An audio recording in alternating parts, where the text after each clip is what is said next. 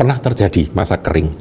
Nah, ketika masa kering itu terjadi, bagaimanakah dengan anak-anak Tuhan? Nah, kita tahu kisahnya bagaimana Nabi Elia itu dipelihara oleh Tuhan dengan cara yang istimewa. Kalau saudara baca 1 Raja-Raja pasal 17, Elia di tepi sungai Kerit. Dan di sana dia menantikan akan waktu masa kering itu lewat. Dia minum dari air sungai yang makin lama makin mengering, makin lama makin kecil debitnya, tapi dia hidup di sana. Makannya Tuhan kirim melalui burung gagak, dikirim daging, dikirim roti. Setia Tuhan pelihara hambanya. Sampai air itu kering total, sungai Kerit. Nah, tidak bisa minum kan?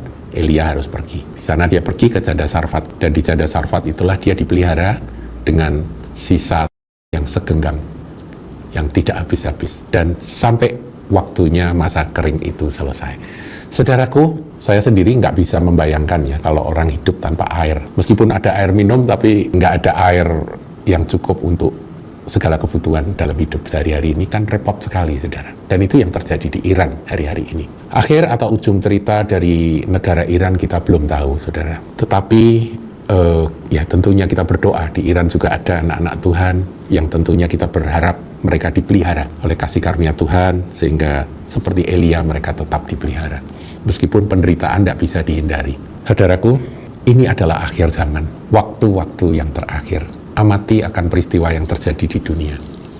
Saya mendengar bahwa Israel bisik-bisik mau membantu teknologi desalinisasi itu. Tapi itu kan kalaupun diterima, meskipun sulit ya, saudara, karena ini negara yang memang bermusuhan. Kalaupun diterima, para ahli itu bangunnya kan butuh waktu, saudara. Bukan setahun 2 tahun. Itu butuh waktu lama.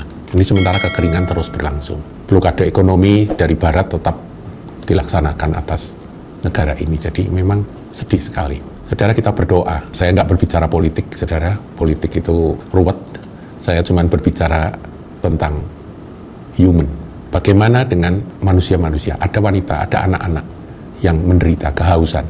Menderita, mereka butuh air. Mereka berteriak minta air. Tuhan kiranya menolong mereka-mereka yang membutuhkan air. Caranya kita nggak tahu, saudara. Tapi memang masa kering itu alkitabiah. Ada masa-masa sulit, masa-masa kering. Nah, kembali kalau kita membandingkan dengan Israel, sebetulnya Israel juga tidak jauh beda, saudara.